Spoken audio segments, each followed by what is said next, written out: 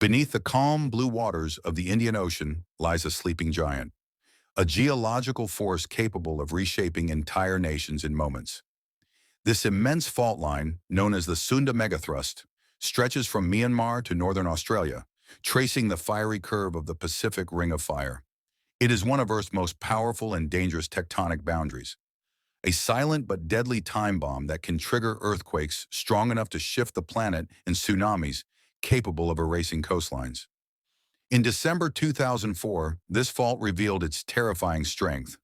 A rupture off Sumatra unleashed a magnitude 9.2 earthquake, followed by a tsunami that devastated communities across 14 countries and claimed over 227,000 lives. It became one of the deadliest natural disasters in human history, but scientists warn that catastrophe was not the end. Much of the fault remains locked, storing unimaginable pressure that must eventually break free. The question isn't if it will happen again, but when and how devastating the next rupture will be. Today we'll uncover the truth behind the Sunda Megathrust, exploring its volatile geology, the haunting history of its past events, and the looming threat that continues to grow beneath our feet. Don't forget to subscribe and like this video to help support our channel and bring you more deep dive science content.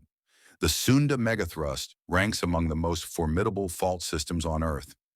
Stretching roughly 5,500 kilometers, it begins near the Andaman Islands in the Bay of Bengal, runs past Sumatra and Java, then continues along Bali, Lombok, and beyond toward northern Australia.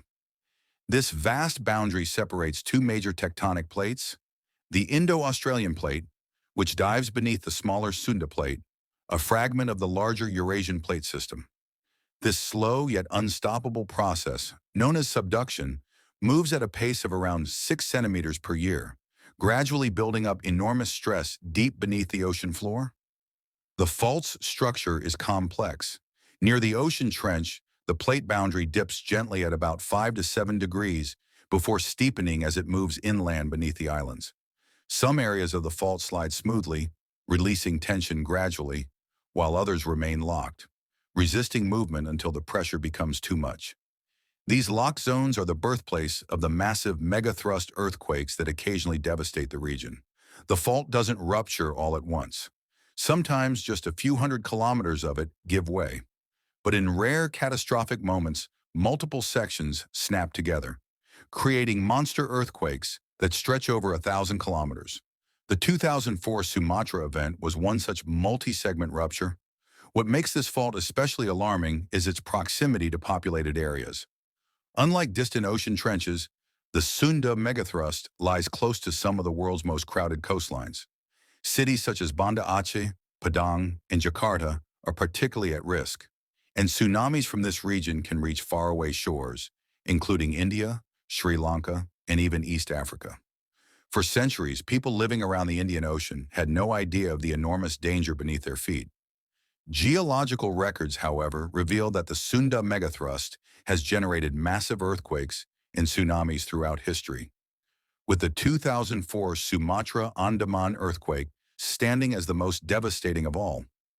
On December 26, 2004, a stretch of the fault nearly 1,300 kilometers long ruptured in under 10 minutes. The magnitude 9.2 quake was the third largest ever recorded. In some regions, the seafloor lifted by as much as 20 meters, displacing vast volumes of seawater and setting off a tsunami of unimaginable scale. Within minutes, waves towering over 30 meters obliterated Banda Aceh, and over the following hours, the tsunami raced across the Indian Ocean, striking Thailand, Sri Lanka, India, the Maldives, and even Somalia, thousands of kilometers away. More than 227,000 lives were lost, and millions were displaced, a grim reminder of how quickly the planet can rewrite human history. Barely 3 months later, in March 2005, another massive magnitude 8.7 earthquake struck near Nias Island, just south of the 2004 rupture. Though it generated a smaller tsunami, it caused immense destruction and killed over 1,000 people, raising fears that the fault had entered an active phase. This pattern is not unusual.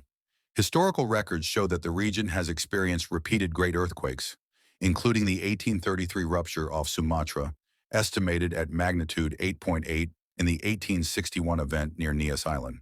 Scientists note that such quakes often occur in clusters or supercycles separated by long periods of calm.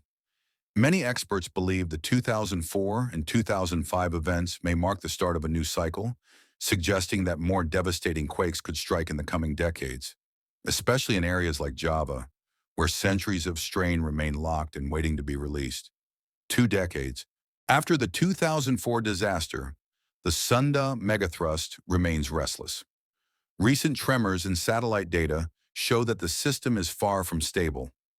In May 2024, a magnitude 5.9 earthquake struck near Simuliu Island, north of the 2004 rupture zone.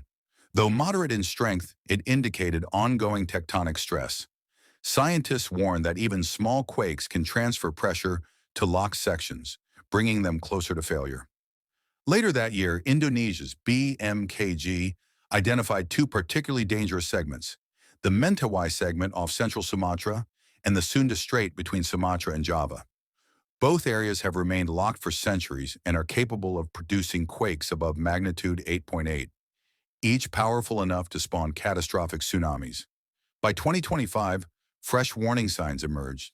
Satellite radar and GPS data revealed uneven ground movement across the Mentawai Islands, with some areas sinking while others rose, suggesting intense strain is accumulating below. On May 11, 2025, a magnitude 6.0 quake struck northern Sumatra, followed by smaller tremors over the following months, including a 4.6 quake near Masohi on September 9th, a 4.5 near Bandar Lampung on September 13th, and a 4.4 in the Sunda Strait the same day. Each event underscored how stress continues to shift through the fault system, pushing locked segments like Mentawai and the Sunda Strait closer to rupture. Adding to the complexity are slow slip events, movements that quietly release energy in some regions, while loading others with more strain. Seafloor sensors have also detected low-frequency tremors, further proof that the Sunda Megathrust is an active, evolving system preparing for its next major break. Experts agree, the question is no longer if the Sunda Megathrust will rupture again, but when, and how catastrophic the outcome will be. Several potential scenarios have been modeled, and all point to devastation on a massive scale. The most alarming threat lies within the Mentawai segment, which has been locked since the powerful earthquakes of 1797 and 1833. A full rupture along this section could unleash a magnitude 9.0 event comparable to the 2004 disaster. The coastal city of Padang, home to nearly 1 million residents, could be struck by towering tsunamis within 30 minutes, leaving little time for evacuation. The loss of life and damage to infrastructure would be overwhelming. Another major concern is the Sunda Strait and southern Java, regions with far denser populations. An earthquake measuring magnitude 8.7 to 9.0 could violently shake Jakarta, Surabaya, and Bandung, while tsunamis tear through southern Java, Bali, and Lombok. The economic consequences would cripple one of Asia's largest economies and disrupt global trade routes. Even smaller ruptures could cause regional catastrophe.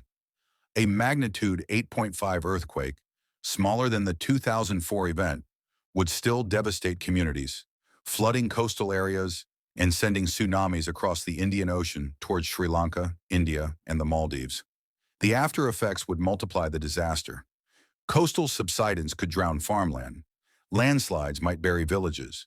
Liquefaction could collapse entire neighborhoods, and disease could spread rapidly through displaced populations.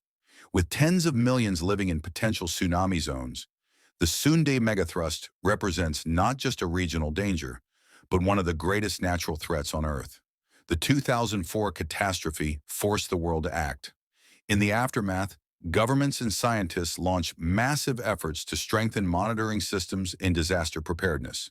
With international collaboration, Indonesia has expanded its network of seismographs, GPS stations, and ocean bottom sensors to track tectonic movement and detect tsunamis in real time. The Indian Ocean Tsunami Warning System now links multiple countries, ensuring that alerts are transmitted across the region within minutes. Advances in computer modeling have also improved our understanding of potential quake and tsunami scenarios, allowing authorities to identify high-risk zones and prepare evacuation strategies. Education campaigns and community drills have taught residents to recognize natural warning signs, such as sudden sea retreat, and move to higher ground immediately. Many coastal areas now have designated shelters and elevated escape routes, though challenges remain. Poverty, rapid coastal development, and bureaucratic hurdles still hinder effective readiness, especially in remote areas where a tsunami could strike in less than 30 minutes. Despite progress, one truth remains. Precise prediction is impossible. The Sunda Megathrust demands continuous vigilance, preparedness, and international cooperation. It is a global hazard that requires a global response. The Sunda Megathrust is a sobering reminder that our planet is alive, dynamic, restless, and far beyond human control. For millions of years, it has sculpted Southeast Asia, creating islands and mountain ranges. Yet the same forces that build the land can destroy civilizations in a single day. The Mentawai and Java segments remain especially ominous, holding back centuries of accumulated strain that must one day be released. Whether the next great rupture occurs tomorrow or decades from now, the consequences will be profound. Since 2004, scientific research and technology have improved. Early warning systems, evacuation drills, and coastal shelters now exist to save countless lives. The difference between tragedy and survival will depend on how well communities prepare. Humanity cannot stop the Earth from moving, but we can adapt, plan, and build resilience. When disaster comes, preparation and swift response will determine whether history repeats itself or whether we finally learn to live safely alongside one of nature's greatest powers.